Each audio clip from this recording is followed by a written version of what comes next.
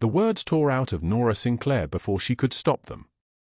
I carried a stranger's child to safety that night, and I never imagined he would carry me out of hell. It is 11:41 p.m. on a bitter October night in Las Vegas. The dry cold cuts like a blade through Nora's thin jacket as she stands in the circular driveway of the Castellano estate, breath visible in white clouds, dead leaves skittering across black marble steps. In her arms, a small blind girl clings to her neck, finally calm after 20 minutes of terror. Emma, age 6, her small fingers gripping Nora's shoulders. The massive oak doors fly open. A man in a black suit freezes on the threshold. Giovanni Castellano. 6'3". Dark eyes that have seen too much violence. Shoulders broad enough to block out the light from the foyer behind him. He stares at the woman holding his sister. Just stares. His jaw tightens. The muscle there pulses once, twice. Behind him, 24 men in tactical gear freeze mid-movement. Hands drift away from weapons. Every single one of them stops breathing. Nora's worn sneakers are caked with dirt. Her jeans have a hole in the left knee. The hem of her jacket is coming loose, hanging by a thread.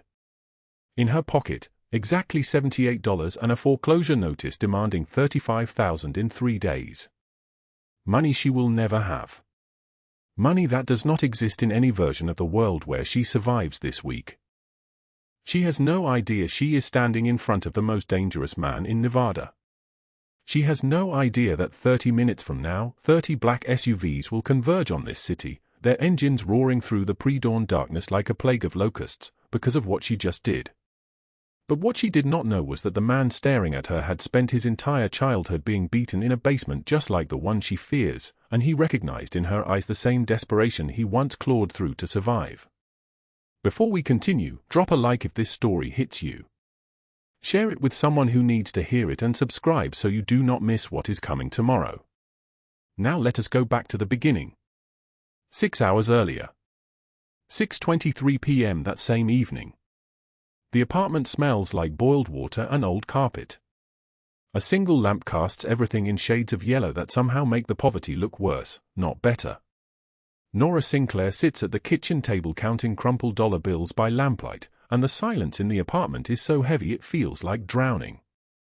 $78. That is all that remains. All that stands between her and absolute nothing. She lays each bill in a careful line across the scarred wooden table. 1. 5. 5. 5. 10. 10. 20. 20. She does not arrange them by value. She arranges them by texture, smoothing each one flat against the table as if the ritual of organizing them might somehow multiply them, might transform them into something close to survival. The apartment is small. 2 bedrooms, 1 bathroom, a kitchen that opens directly onto the living room like they are the same space. The walls are thin. You can hear the neighbors' televisions through them, their arguments, their footsteps. Right now, through the wall to the left, a couple is fighting about money. She recognizes the cadence. She recognizes the desperation in their voices. She lives in that same desperation every single moment of every single day. Her children are asleep in the bedroom. Marcus, 8 years old, and Lily, 5. They do not know about the foreclosure notice. They do not know that their mother has been staring at numbers for 3 weeks, trying to make them add up to survival, trying to find an angle, a solution, a miracle that does not exist. The foreclosure notice sits next to the bills. The paper is already worn from being unfolded and refolded 1,000 times. Official letterhead. Legal language that feels like a curse. $35,000 due in 72 hours. Not a request. A deadline. A death sentence wrapped in courtroom language. Nora picks up the prayer card from the table. Her mother's prayer card. It is so worn that the image is barely visible anymore, the Virgin Mary, faded to almost nothing, the gold trim gone to a dull brown. She has carried this card since she was 8 years old. She carries it because her mother told her that prayers work better when they are carried in your pocket, close to your heart, where they can feel your warmth. She does not know if she still believes in that. But she carries the card anyway. The wind outside sounds like something wounded. It hits the window in gusts, rattling the glass in its frame. October in Las Vegas is not warm. People always imagine the desert as warm, but October cold cuts through here like a knife wrapped in ice. It is dry cold. It steals moisture from your skin and leaves you feeling hollow. There is a knock at the door. 3 sharp raps. Nora's entire body goes rigid. She knows that knock. Douglas Hale. Her ex-boyfriend. The man she left 6 months ago because his hands were too quick and his voice was too sharp, and because one night she woke up and realized she was raising her children in a house where violence lived like a roommate. She does not answer the door. The knock comes again. Harder this time. The door frame shakes a little. Nora. His voice is muffled through the door, but it carries all the threat it needs to carry. Open the door. We need to talk. She sits absolutely still. She does not move. She does not speak. She just sits there, her hands flat on the table, the prayer card pressed against her palm. I know you are in there, Douglas says. His voice is different now. Softer. More dangerous. The voice of a man who has learned to use quietness like a weapon. I just want to talk. Just 5 minutes. She puts her hand over her mouth. She is not crying yet, but she can feel the crying waiting inside her, the way you can feel a storm before it arrives. The knock stops. For a moment, there is only the sound of the wind and the sound of her own breathing, which seems impossibly loud in the silence. Then she hears his footsteps retreat down the hallway. The elevator dings. The door closes. But he will come back. Men like Douglas always come back. She looks at the bills on the table, at the foreclosure notice, at the prayer card in her trembling hand. Her mother is dead now. She died 5 years ago in a hospital room in Reno, her hand going cold in Nora's grip. She spent her whole life praying. She prayed for enough money. She prayed for her husband to stop drinking. She prayed for her daughter to find a good man. None of those prayers worked. The lamp flickers. Just once. Like it is gasping for breath. Nora gathers the bills, her hands shaking. She folds them into a small square and pushes them into her pocket next to the prayer card. She needs to walk to the store. There is a moment, just a brief moment, where she has to leave this apartment and venture out into the cold, because the pantry is empty and the children will wake hungry tomorrow. She puts on her jacket. The hem is coming loose. She has tried to sew it 3 times, but the thread keeps breaking. Eventually, you stop trying. Eventually, you just let the things fall apart. At 11:23 p.m., Nora steps out into the October night. The streets are nearly empty. The wind is worse out here, unobstructed, tearing down the avenue in a steady howl. Dead leaves skitter across the sidewalk like they are running from something. Her breath makes white clouds in front of her face. The cold is the kind that makes your face numb, that makes it hard to feel anything except the burning in your chest. She walks toward the 24-hour convenience store 3 blocks away. It is the only place that will still be open, the only place where she can use her $78 to buy the cheapest things available. Rice. Beans. Maybe some eggs if she is careful about what else she leaves behind. She does not see the child at first. The child is wandering on the corner of 9th and Holloway, just standing there in the middle of the sidewalk, barefoot, wearing a thin nightgown that is far too small for her. Nora almost walks past. She is so tired. She is so cold. She is so certain that nothing else can happen tonight, that her quota of crisis has been met. But then she sees that the child's eyes are not tracking. They do not focus on anything. They move, searching, but they see nothing. The child is blind. The child is also trembling. Nora stops. Against every survival instinct screaming at her to keep walking, to not involve herself in someone else's problem, to focus only on her own children, she stops. "Hey," Nora says. Her voice is gentle, even though her throat is tight with cold. "Hey, sweetheart. What are you doing out here?" The child startles. She turns toward Nora's voice, and her small hands come up, defensive, afraid. "I got lost," the child whispers. Her voice is so small it almost disappears into the wind. "I cannot find Mama. I cannot find the house." Nora looks around. The street is empty.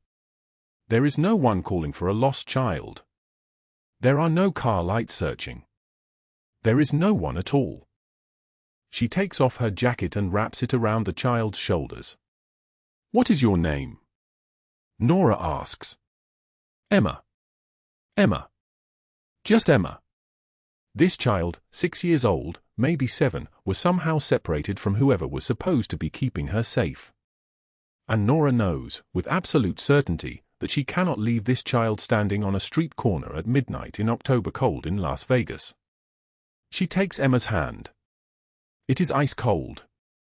The child's fingers are stiff, barely responsive. "Do you remember anything about your house?" Nora asks as she starts walking, pulling Emma gently along. "Anything about how it looks? Any street names?" "It is big," Emma says. "Very big. And there are steps. Black steps. And the door is very tall." The child does not know where she lives. She cannot see to navigate. All she has is a memory of size and texture, of the feel of things. Nora walks. She does not know where she is walking toward, but she walks anyway. She carries Emma's cold hand in hers.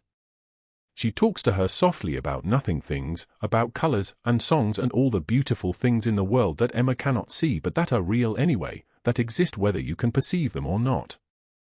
And as she walks through the cold October night with a stranger's child in her arms and $78 in her pocket, she has no idea that she is 3 blocks away from the most powerful man in Las Vegas. She has no idea that her life is about to change in ways she cannot possibly imagine. All she knows is that this small child is cold, and she is afraid, and she needs help. And help is the only thing Nora Sinclair has ever been good at giving. The apartment was cold. Not because October had stolen the heat, but because the radiator in the corner, that ancient, clanging relic of better days, had given up producing anything but sound. It made noise like a dying animal at 3 in the morning, rattling through the thin walls, keeping everyone awake except those too exhausted to care. Nora Sinclair sat at the kitchen table under a bare bulb that threw harsh shadows across her face. She was 29 years old but looked 40. The kind of exhaustion that comes from counting pennies for years had carved itself into her features like a map of small despairs. She counted the bills again. 13 singles. 2 fives. 3 dimes. 5 pennies. $78. She arranged them in a line across the faded laminate. Then she counted again, because counting again was easier than accepting what the numbers meant. The foreclosure notice sat beside her hand. Bold red letters screamed across the page. Final notice of foreclosure. The apartment, this crumbling 1-bedroom walk-up with peeling linoleum and water stains spreading across the ceiling like a slow-moving disease, was not even hers anymore. Not legally. Not by any law that mattered to the bank. The amount due glowed at her from the page in blacking that seemed to grow heavier each time she looked at it. $35,000. 3 days. She had $78 and 2 minimum wage jobs that paid her $11 per hour before taxes. Before the deductions. Before the universe took its cut. In the other room, beyond the thin plywood door that barely qualified as a barrier, her children slept. Lily, 7 years old, and Marcus, 5, shared the apartment's only bed. They were curled together like animals seeking warmth, which they were. The October night pressed cold against the windows.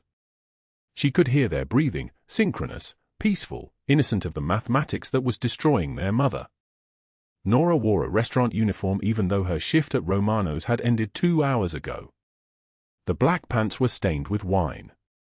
The white shirt still held the smell of garlic and expensive perfume from the women who dined there. She had not changed because changing required energy she had already spent in its entirety. She had not eaten because the leftover breadsticks she had brought home needed to be rationed. Lily had eaten one. Marcus had eaten one. Nora had the remaining 3, and they sat on the counter in a paper bag that suddenly represented her total assets. She pulled the prayer card from her pocket. Her grandmother had given it to her 16 years ago, pressing it into her palm before Nora left home.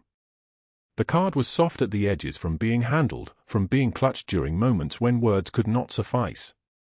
The image had faded, Mary and Jesus, pale and distant through the blur of worn plastic, but the words were still visible if you looked closely enough. She whispered them. Not to God. To the universe. To luck. To whatever force had decided that her life would be calibrated to the nearest cent. Please. Just show me a way. The radiator groaned in response. At 7:15 in the evening, Nora walked to the corner store. No car. Cars required money for gas and insurance and repairs, all things that existed in a different dimension from her actual life. The October wind was the kind that cuts, not gently, not gradually, but like a blade wrapped in ice. It made her eyes water. It made her breath come in white clouds that dissipated into the darkness above the warehouse district. The corner store was bright and fluorescent and hostile in the way that places are when they exist only to calculate what you could afford and what you could not. She moved through the aisles mechanically. Milk, $4.29. Bread, $2.50. Peanut butter, $3.99. She calculated at the register even as the clerk scanned each item. The total was $10.78. She now had $67.22. The wind was worse on the walk back. Dead leaves skittered across the cracked sidewalk like refugees fleeing something worse. A plastic bag caught on a fence post and tore, the pieces scattering. She thought about that bag. How it had been whole once. How now it was not. She made it home, set the groceries on the counter, and did not allow herself to think about any of it. At 8:40 that evening, she left for her second shift at Romano's. The restaurant was upscale in the way that only money could make something upscale: white tablecloths, flickering candles in glass holders, wine bottles that cost more than her monthly rent arranged on dark wood shelves. She wore the restaurant uniform because it was required. She arrived early because arriving early was part of the invisible labor that went unnoticed and unpaid. The kitchen staff ignored her. The servers treated her like a ghost. This was the natural order of things at Romano's. Boozers existed in the margins. They were the people who cleaned up other people's moments. They were invisible, which meant they were free to observe everything. Giovanni Castelliano had his regular table in the back. A private booth, candlelit, always reserved. Even when he was not there, the table remained empty, sacred, waiting. 3 times in the past 6 weeks, he had occupied it.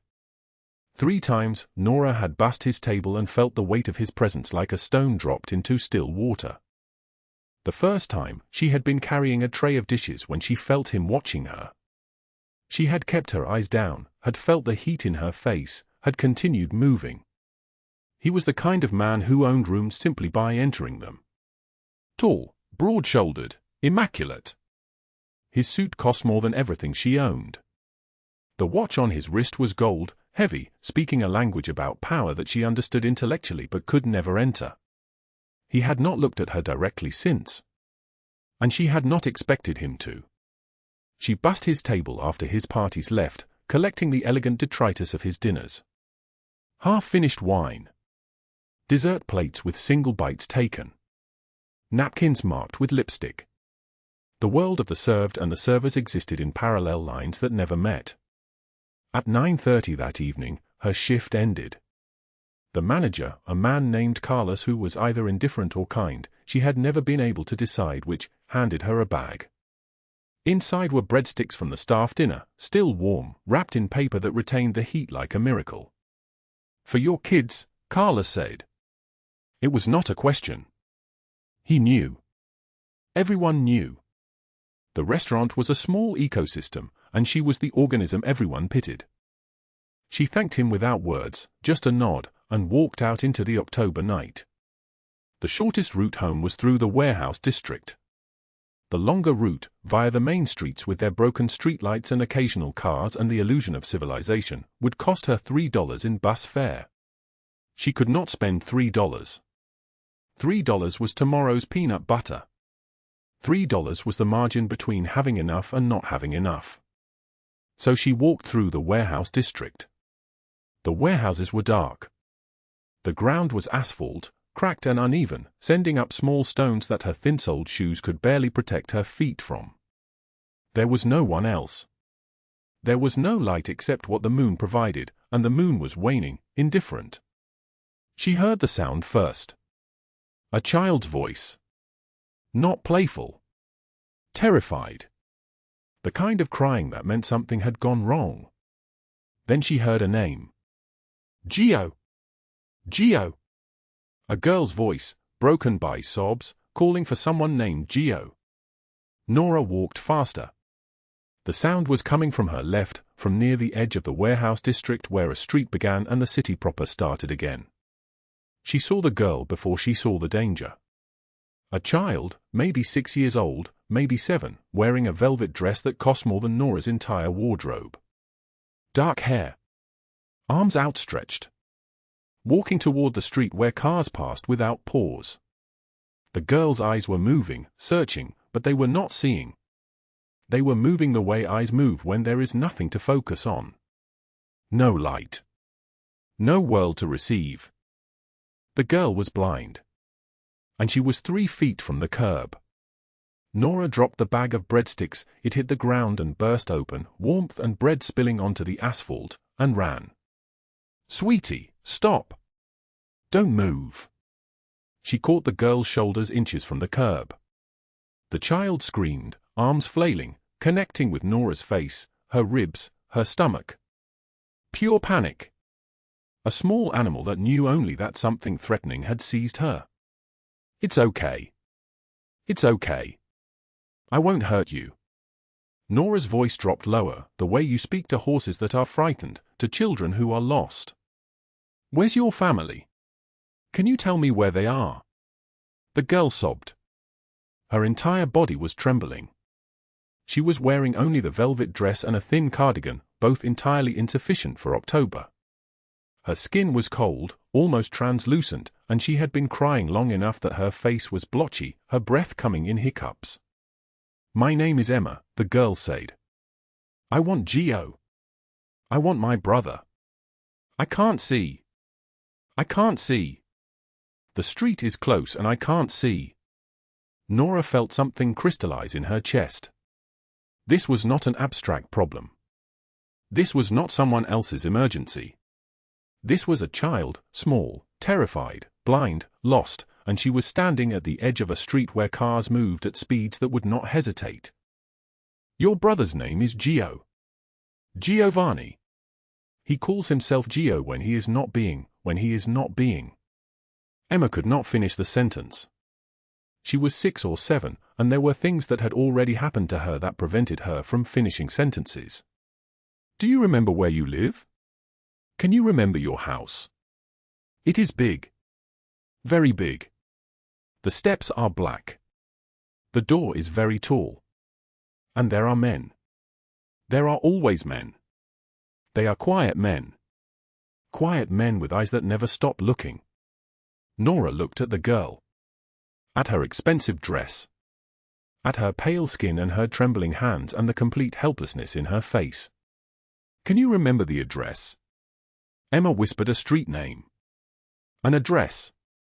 It was in the estate district, 2 miles away, where houses sat behind gates and the grass looked like it had been manicured individual blade by blade. Nora had no phone. She had no car. She had $77.30, a bag of burst breadsticks on the ground, and a child who could not see and could not be left alone. She lifted Emma. The girl weighed almost nothing, a small bundle of terrified humanity in an expensive dress. Nora wrapped her own jacket, thin, inadequate, insufficient, around Emma's shoulders and started walking. "What is your name?" Emma asked, her voice smaller now, the initial terror becoming something else. Something that sounded almost like trust. "Nora. My name is Nora. Will you take me home?" "Yes. Yes, I will take you home."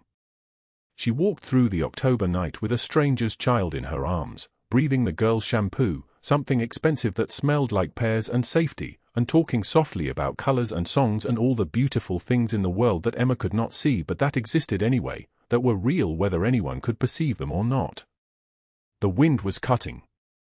Her feet ached. Her arms burned. But she did not stop. She did not set the girl down. She walked toward the estate district through the darkness, and as she walked, she had no idea what was happening 3 blocks away. She had no idea that Giovanni Castellano had just discovered his sister missing. She had no idea that he was in a state of panic that his men had never witnessed, that his empire was being mobilized, that every street corner and parking lot and warehouse was about to be flooded with people searching for his blind sister. All she knew was that this small child was terrified and cold and lost, and that she was the only person in the world who could help her right now. Everything else, the foreclosure, the $77, the breadsticks turning cold on the asphalt, was secondary to the simple truth that a child needed safety, and Nora Sinclair had learned long ago that this was the only currency that mattered. She walked forward into the darkness, toward the black gates of the estate, toward the man who would change everything about her life, and she had no way of knowing that the next 30 minutes would be the most consequential 30 minutes of her entire existence. Nora's hands trembled as she knocked on the massive oak door. Emma clung to her neck, small fingers digging into the fabric of her jacket. The October wind howled through the iron gates behind them, carrying the smell of rain on asphalt and something else, the sharp scent of fear that came from a child who had been lost in darkness. The door opened. A man appeared on the threshold, and the world stopped. Giovanni Castellano was 6'3", moving with the careful precision of someone trained to assess threats in milliseconds. His black suit cost more than Nora's car before the bank took it. Dark eyes, storm gray and penetrating, scanned Emma's face for injuries. Behind him, 2 men in suits stood rigid, hands near concealed weapons, Vinny and Enzo, his primary lieutenants, both frozen in shock because their boss, who had executed men without flinching, was trembling. Giovanni's gaze moved from his sister to Nora. In 3 seconds, he catalogued everything: the worn sneakers with the left sole separating from the canvas, the hole in her jeans at the knee, the jacket too thin for October cold, the way this stranger held his blind sister with practiced gentleness that spoke of motherhood. "Where did you find her?" His voice was rough, like gravel beneath velvet. Nora's breath came in shallow pools. "Near the warehouse district." She was walking toward the street. "I couldn't just leave her there." Giovanni descended the steps slowly. His men tensed. He reached for Emma, and the girl immediately reached back, crying out, "Gio! I was so scared." He took her with infinite gentleness, his hand shaking as he held her close. Vinny leaned toward Enzo and whispered something neither could quite comprehend, because in 15 years of working for Giovanni Castellano, they had never seen him like this, vulnerable, terrified, human. "You carried her 2 miles. Giovanni's voice was steady now, but something had shifted beneath the surface. "She needed help," Nora said simply. Giovanni studied her for a long moment. "What's your name?" "Nora Sinclair." "You work at Romano's diner." It was not a question. She nodded, surprised he knew. "You work the night shift. You're always there. You take the worst tables because they tip better." Nora's chest tightened. Nobody paid attention to women like her. Nobody noticed. Giovanni signaled Vinny with a single gesture. "Get her address. Send a car to her apartment tomorrow evening at 7:45. Tell her she's having dinner with me." He looked back at Nora. "You're not walking anywhere tonight." It was not an invitation. A black Mercedes arrived within minutes. Nora sat in the back seat, still shaking, her arms aching from carrying Emma for over an hour through wind that cut like broken glass. She had no idea what was happening as Vinny pulled away from the estate.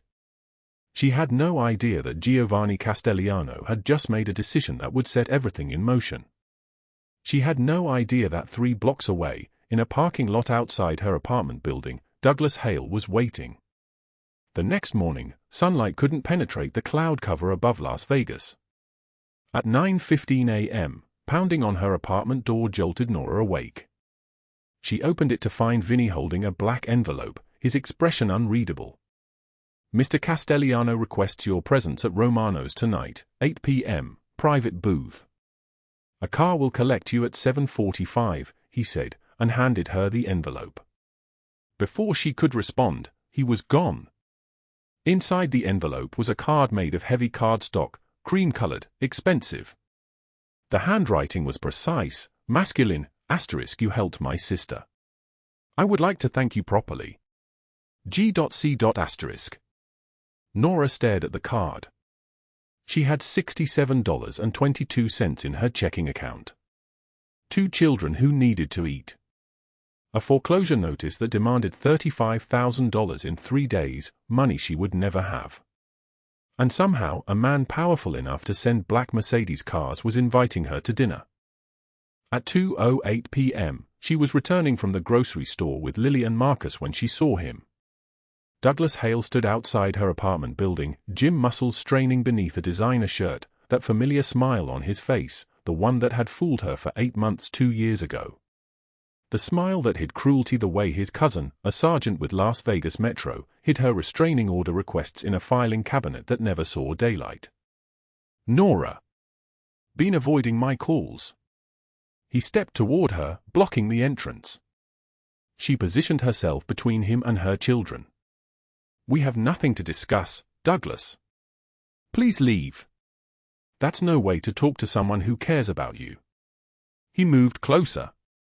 "I've been thinking about us. About the kids. They need a father figure. They have everything they need. Leave. Now." His smile vanished. His hand shot out and grabbed her wrist. Lily screamed. Nora twisted free and ran inside, heart hammering against her ribs like a trapped bird. She locked the door, gathered her children, and dialed 911.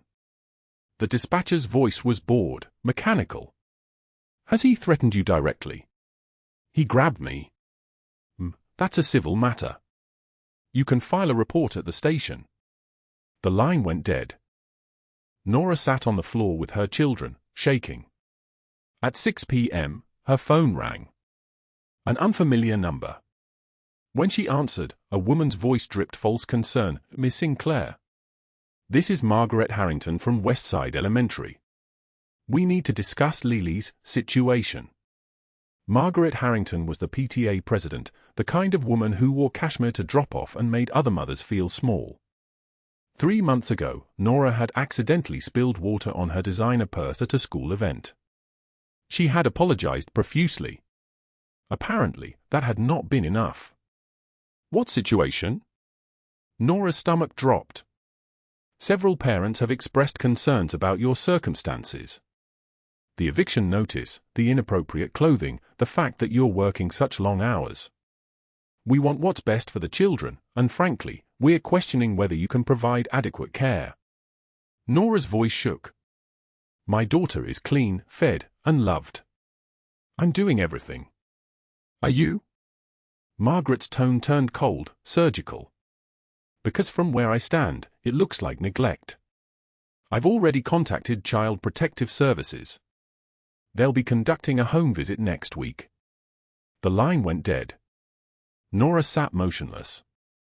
Everything was collapsing at once. The foreclosure. Douglas. And now CPS, brought down on her by a woman whose purse she had damaged. At 7:45 p.m., a black Mercedes pulled to the curb.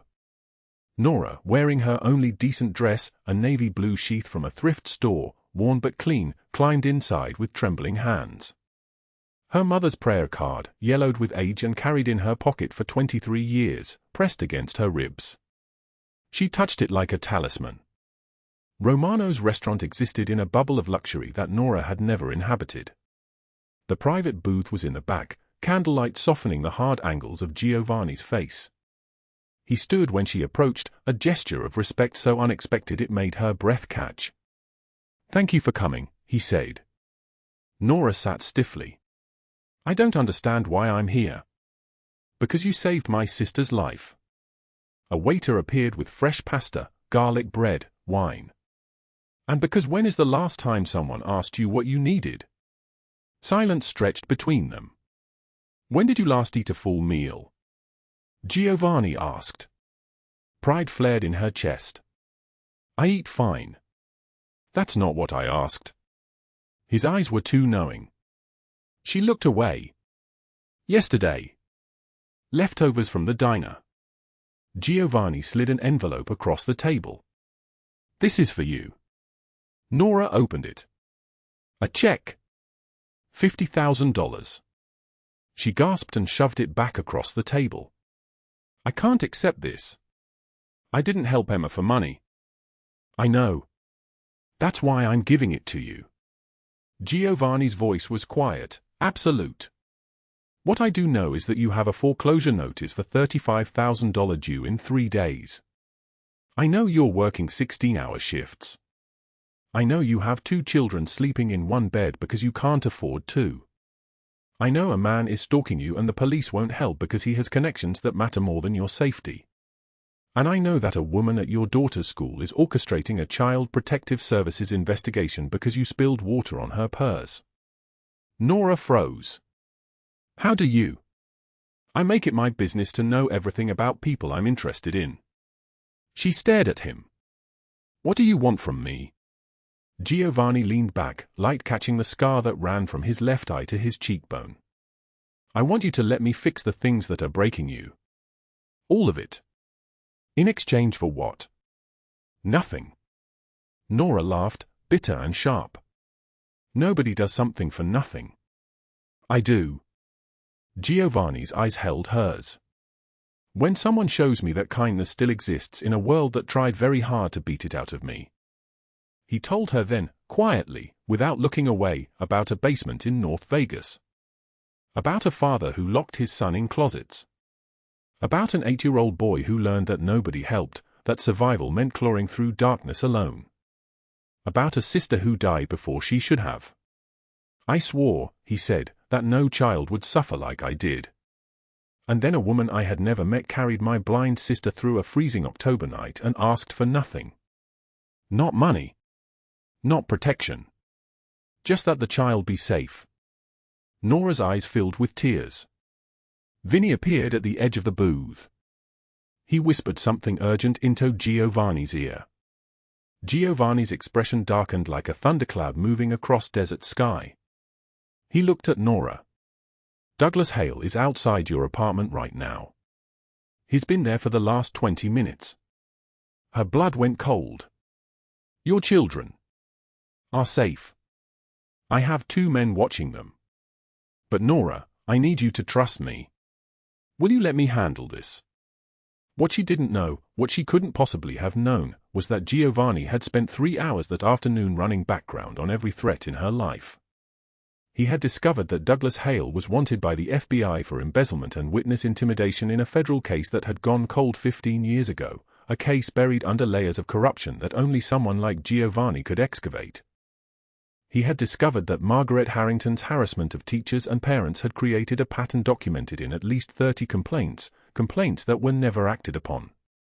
And he had decided that the woman who had carried his sister through darkness would not spend another night afraid. "What happens now?" Nora whispered. Giovanni stood. "Now, Nora, you finish your dinner. You go home. You put your children to bed and you tell them everything is going to be fine. And then, at exactly 11:36 p.m., you're going to receive a phone call." Footsteps echoed through the restaurant as his men appeared, moving like shadows in expensive suits. "That phone call," Giovanni said, "will change everything." The radiator clanked like a dying heart, producing nothing but cold. October wind clawed at the apartment windows, dead leaves pressing against the glass like trapped hands begging to escape. Nora Sinclair sat on the worn carpet of her bedroom floor, knees pulled tight to her chest, her body curled so small she might disappear entirely. In her trembling hands, she held the foreclosure notice. $35,000. Due today. The number blurred as tears filled her eyes, but she did not let them fall. Her tears had dried up somewhere on a Greyhound bus 3 years ago, and she had learned not to waste what little moisture her body had left. She had $67.22 in her bank account. 67. Not 35,000. Not even 3,000. 67. In the next room, Marcus and Lily slept on a mattress they shared, their small bodies tangled together for warmth. They did not yet know that today might be the day they lost everything. They did not know that their mother was drowning. They did not know that at 2 o'clock this afternoon, a woman named Margaret Harrington would arrive with CPS caseworkers to inspect their home, to count the cracks in the walls, to measure the temperature of the rooms, to judge whether a mother who worked until her hands bled deserved to keep her children. Nora's grandmother's prayer card lay on the floor beside her. The edges were soft from decades of handling, the words barely visible now, worn away by the thumbs of people desperate enough to believe in miracles. She picked it up. Please, she whispered to a God who had never answered before. Just show me a way. Her phone buzzed against the hardwood. A text from Margaret Harrington, CPS visit scheduled for 2 p.m. today.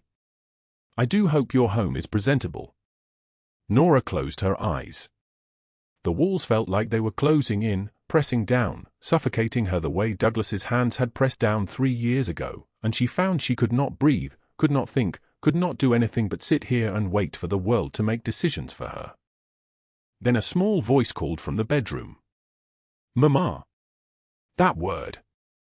Mama. That one word was the thing that made her stand. She rose to her feet at 7:15 in the morning, opened the apartment door, and found Vinny standing in the hallway. The lieutenant was broad-shouldered and scarred, dressed in a charcoal suit that cost more than her monthly rent. His expression was grave. Mr. Castellano sent me, he said, handing her an envelope. His voice was like gravel, rough and final. Inside, she found a check. $50,000.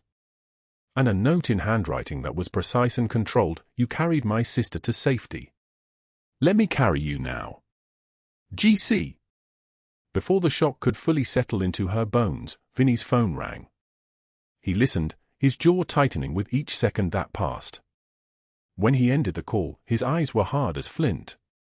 Pack a bag for you and the children. Now. Not in 5 minutes. Now.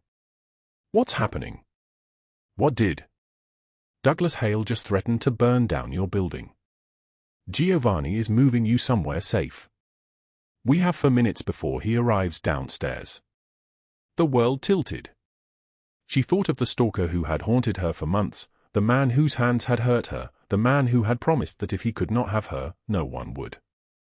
And in that moment, something cold and dangerous began to stir in Giovanni Castellano's chest, something that had been dormant since he was a child watching his father die in the streets of Palermo. By 7:30 in the morning, 12 men in black tactical gear moved through Las Vegas like ghosts. They wore identical dark suits, identical expressions of stone-cold focus. They carried badges that read Federal Bureau of Investigation, though half of them worked for Giovanni Castellano and had never met an FBI agent before that morning. The operation had been coordinated in 3 phone calls made at midnight the night before. 3 calls that would reshape the lives of everyone in Nora's orbit. Giovanni did not go himself. Instead, he stood in the penthouse suite of the Castellano Tower, 42 stories above the city, the morning sun casting long shadows across floor-to-ceiling windows. Nora sat on a white sofa that looked like it had never been sat upon before, her children beside her, their eyes wide with confusion and fear. Marcus held his stuffed lion. Lily held her mother's hand. "What did you do?" Nora whispered, her voice barely a sound. Giovanni stood near the window, his silhouette outlined in morning light.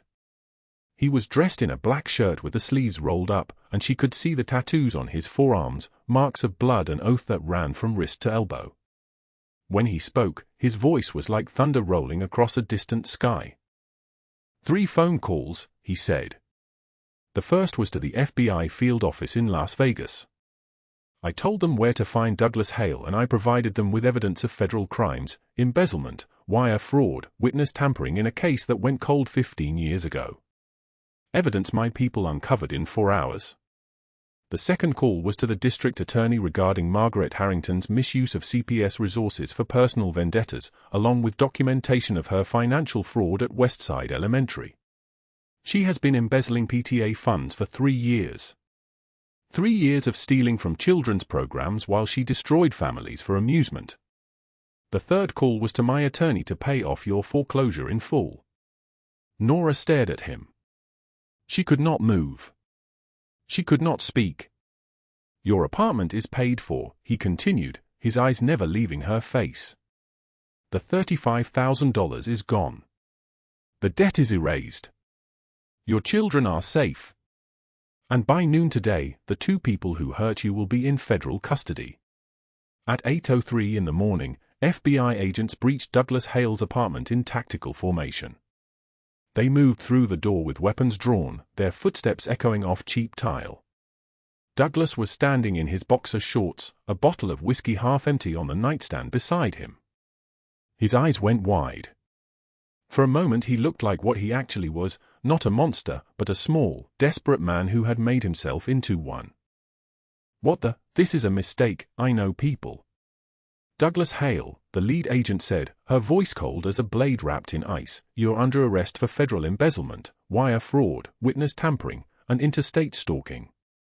Douglas tried to run. He stumbled toward the bathroom, his bare feet slapping against the tile. The agents tackled him to the floor. His body went limp, and he began to sob, his voice cracking like broken glass. I have connections, he gasped. My cousin is a sergeant. You can't do this. You can't. Your cousin is currently being investigated for corruption related to his role in covering up your crimes, the agent said flatly. She did not need to raise her voice. His connections won't help you. Douglas was led out of his apartment in handcuffs. News cameras were already waiting in the hallway, someone had tipped off the media. His face was captured on every channel, broadcast across the city, his reputation collapsing like a house built on sand. He trembled like a cornered animal, his voice becoming smaller and smaller as he was pushed toward the federal vehicle. Please, he begged. I can explain. I can make a deal. The agent slammed the door on his pleas. The sound echoed through the hallway. Closed. Final. Done. At 9:30 that same morning, Margaret Harrington was preparing for a PTA meeting at Westside Elementary, her blonde hair perfect, her designer blouse pristine, her smile practiced and practiced until it had become a weapon. She was checking something on her phone when 2 detectives in dark suits appeared beside her in the hallway. Margaret Harrington, the female detective asked. Margaret looked up, her smile never wavering. Yes, how can I help you? You're under arrest for embezzlement and fraud. The smile vanished. For a moment, her face went completely blank, as if her brain could not process words in that particular order. Excuse me? Do you know who I am? My husband is. We know exactly who you are. We also know that you have stolen $127,000 from the PTA fund over 3 years, falsified financial records, and filed false reports with Child Protective Services for the purpose of harassment and vengeance. Parents began to gather in the hallway. Teachers emerged from classrooms. Children watched from behind doorways as Margaret Harrington's face turned scarlet, as she began to argue, as she demanded to speak with her lawyer, as the handcuffs were placed around her wrists. You have no idea what you've done, she hissed. I will destroy you. I will. You have the right to remain silent, the detective said. I suggest you use it. She was led out past the PTA bulletin board where her smiling photograph was displayed as president. The photo would be torn down by lunchtime. By evening, it would be burning in a dumpster behind the school, and no one would remember to put it back up. By the next morning, her name would be scrubbed from every record, every email, every thank you card ever written. She would become invisible. She would become nobody. Giovanni told Nora these things as they stood on the balcony of the penthouse, the city stretching beneath them like a map of every life she had saved and every life that would be saved. His voice was quiet when he spoke, but it carried the weight of absolute certainty. Death would be too quick, too easy, too merciful. Prison is slower. Prison is the knowledge that they have lost everything. Douglas will spend 40 years in a cell knowing that his connections could not save him, that his threats could not break you, that his violence ended in nothing but his own destruction.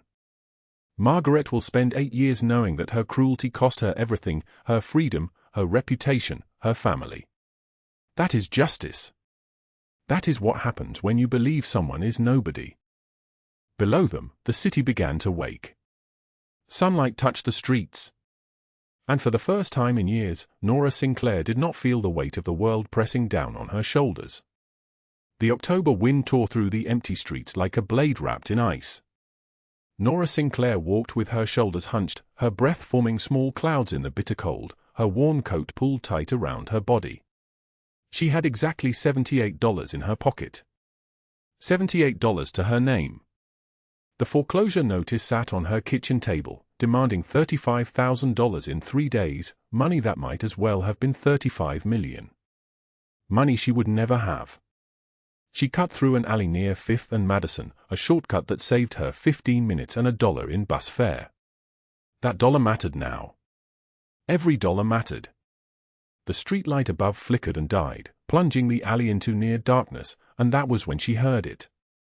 A child's voice, small and frightened, calling out in the shadows. Nora stopped. Her instinct screamed at her to keep walking, to mind her own business, to protect the meager resources she had left. But she could not. She had never been able to walk past suffering without trying to ease it. The girl was perhaps 8 years old, wearing a pale pink coat that cost more than Nora's entire wardrobe. She stood alone near a brick wall, her hand outstretched, her eyes unfocused and blind. The girl's fingers trembled as they reached into empty air, searching for something solid, something safe. "Are you lost, sweetheart?" Nora's voice came out gentle, though her heart hammered with the weight of a stranger's child in the dark. "I cannot see," the girl said simply. The lady let go of my hand. "I do not know where I am." Nora knelt down, her own knees cracking from the movement. She was 28 years old but looked decades older, her face carved by poverty and relentless struggle. She took the girl's hand. It was small and cold and trembling like a bird with a broken wing. "What is your name?" "Emma." "I am Emma Castellano." The name landed like a stone in still water. Castellano. Nora knew that name the way everyone in Las Vegas knew it, whispered in dark corners, spoken in tones of fear and absolute respect. The Castellano family ran the underworld of this city like a perfectly programmed machine, and their reach extended into every corner of power. But looking at this blind child, Nora saw only a terrified girl who needed help. She stood and kept Emma's hand in hers. "I am going to get you somewhere safe. Can you trust me?" Emma nodded, and Nora began walking, asking quiet questions to keep the girl calm. Emma explained that she had been at a charity event with her nanny when the woman had stepped away. That was when the crowd pushed them apart. That was when Emma fell, when she reached out into darkness, when she became alone. They walked for 2 miles through freezing wind. Nora stopped a taxi driver who recognized the name Castellano and got directions to the estate. When they arrived at the iron gates of the Castellano mansion, guards emerged from the shadows like ghosts materializing from smoke. "Miss Emma," one of them said, his voice sharp with panic. He reached for the girl, but Nora held tight to her hand until she was certain Emma was secure. "She was lost in the alley near 5th and Madison," Nora said quietly. "She is safe now." She did not wait for thanks. She turned and walked back into the night, her $78 still in her pocket, unaware that she had just stepped into the orbit of a man who would change everything. 3 hours later, at 3:13 in the morning, Giovanni Castellano sat in his private study on the top floor of his penthouse. The room was all dark leather and mahogany, expensive whiskey in crystal glasses, the smell of money and power so thick you could taste it on your tongue. His Lieutenant Vinny stood across from him, describing every detail of how Emma had been found. Giovanni Castellano was 6'2" tall, broad-shouldered and muscular in the way of a man who carried violence in his body the way other men carried loose change. He was 42 years old but looked like he had been forged in fire. His dark hair was silvered at the temples. A scar ran from the corner of his left eye to his cheekbone, a souvenir from the night his father died, the night Giovanni became the boss while still a teenager. His eyes, deep and penetrating like storm clouds before thunder, fixed on Vinny with absolute attention. "The woman's name," Giovanni said. His voice was deep and solid like an oath, like the kind of sound that made other men straighten their spines. "Nora Sinclair. She works at Rose's Diner on the south side. Night shift waitress. No criminal record. Single mother of 2. Lives in a studio apartment in the Riverside complex." Giovanni rose from his chair and walked to the window. The city sprawled beneath him like a kingdom, every light, every street, every corner under his dominion.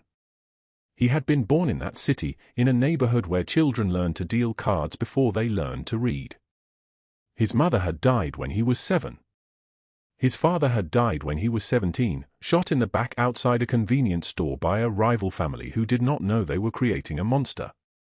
Giovanni had spent the next 25 years clawing his way to the top of the underworld, using violence and strategy and an absolute refusal to break.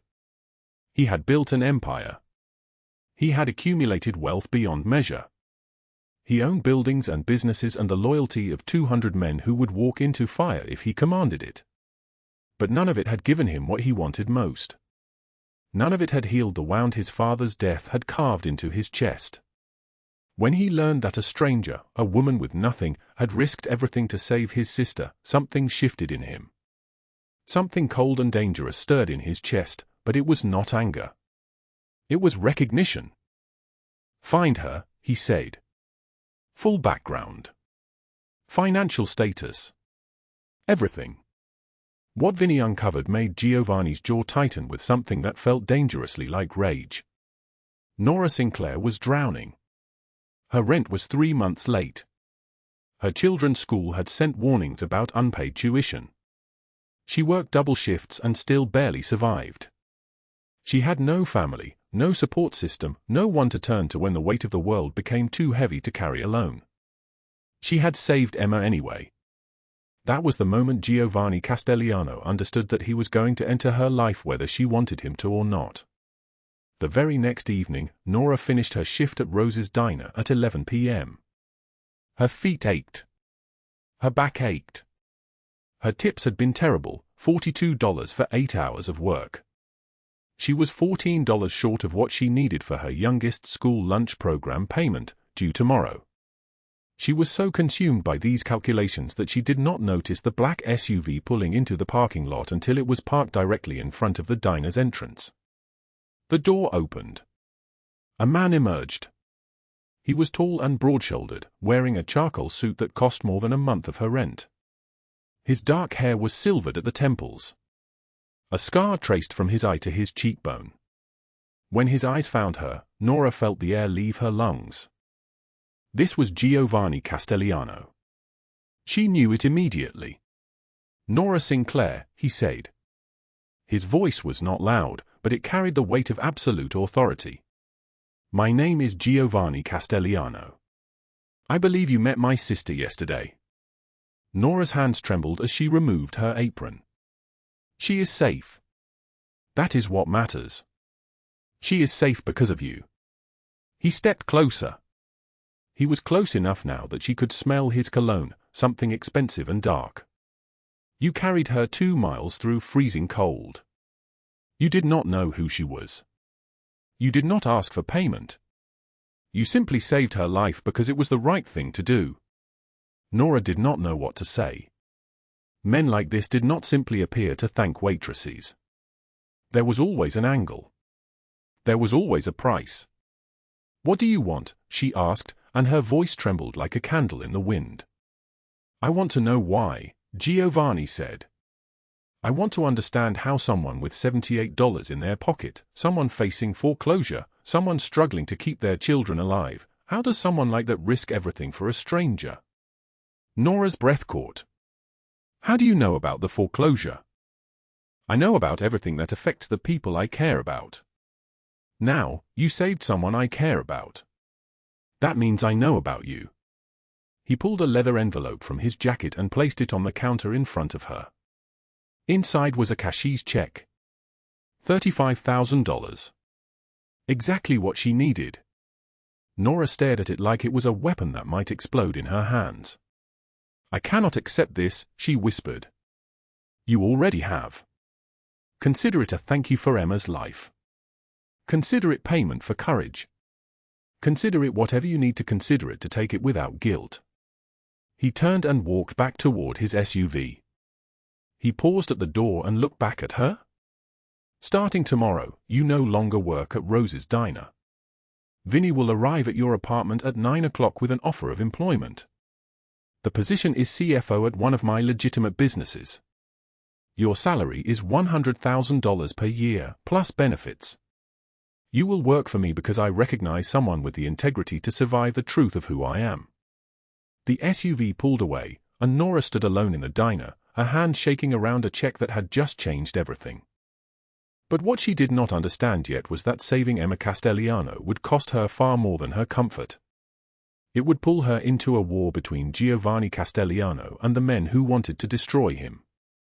It would put her directly in the path of Douglas Hale, her abusive ex-boyfriend who had connected with corrupt police officers, who had been stalking her for months, waiting for his moment to take her children and drag her back into darkness. And it would put her in the sights of Margaret Harrington, a wealthy woman whose daughter had been rejected from the same private school where Nora had enrolled her children on Giovanni's dime. Margaret's fury at being displaced, at being forgotten, at no longer being the center of her social circle, had curdled into obsession. She had begun researching Nora's background, digging for ammunition, plotting ways to destroy her reputation and take her children. For now, though, Nora simply stood in the fluorescent glow of Rose's Diner and tried to breathe through the fact that her life had just pivoted on an axis she could not control. The old Nora, the invisible Nora, the nobody Nora, had just ended. Everything that came next would be written in a language of violence and loyalty and a mafia boss's unforgiving code of honor. Everything that came next would be earned in blood and truth and the kind of devotion that does not recognize the difference between protection and possession. 1 year later, Nora Sinclair stood on the balcony of a penthouse overlooking the glittering sprawl of Las Vegas. She wore a black dress she had bought without checking the price tag. She held a glass of wine and thought about the man who had saved her life by letting her save his sister. She had not seen Giovanni Castellano in months. He had kept his distance, ensuring she had safety and stability but no personal contact. He wanted her to have a clean life, removed from his world. But Nora could not let him go. When the balcony door opened behind her, she did not turn. She recognized his footsteps, the specific pattern of his weight against marble, the way he breathed, controlled and measured and absolute. "You've done well for yourself," Giovanni said. Nora turned. He stood in the doorway wearing the same dark suit she had seen that night at Rose's Diner, but his expression had changed. The hardness had softened at the edges. "You disappeared," she said. "I thought you needed a clean start. No connection to my world. No danger." Nora stepped forward. "I've been in love with you since the night you showed up at that diner. Not because you gave me money. Not because you saved my life. But because you recognized me as someone worth saving. And you're too much of a coward to admit that you need me as much as I need you." Giovanni's jaw tightened. "Nora, I'm not a good man. I've done things that. I know exactly what you are. You're a man who survived hell and decided to make sure no one else had to. That is not a monster. That is a choice." He closed the distance between them. His hand touched her face with unexpected tenderness, with the care of someone unused to gentleness, learning it for her sake alone. They kissed on the balcony as the October wind wrapped around them and the city glowed below, two people who had clawed their way out of darkness and found each other in the light. 2 years later, Nora and Giovanni sat at a private table at Romano's restaurant, their children coloring on placemats, Emma laughing at something Vinny said. It was a family dinner. Not a mafia boss and a rescued woman. Just people who had found each other and chosen to build something real. Giovanni held Nora's hand across the table. She wore a simple gold band, meaningful, not expensive, because she had learned that value was not measured in dollars. After the rain, the sky clears, Nora said quietly. And sometimes miracles come from the most unexpected places. Giovanni smiled, a real smile, the kind that reached his eyes. Sometimes miracles come from a woman with $78 and a heart bigger than the world. If this story touched you, drop a like right now. Share it with someone who needs hope today. Subscribe because tomorrow we're bringing you another story that will remind you why courage and loyalty always win in the end. Comment below, have you ever helped a stranger and had it change your life in ways you never expected? We wish all of you watching this video good health, a joyful life, and days filled with peace and happiness. No matter how hard life gets, remember that after the rain, the sky clears. Thank you for staying with us until the very end. Goodbye, and we will see you again in the next video.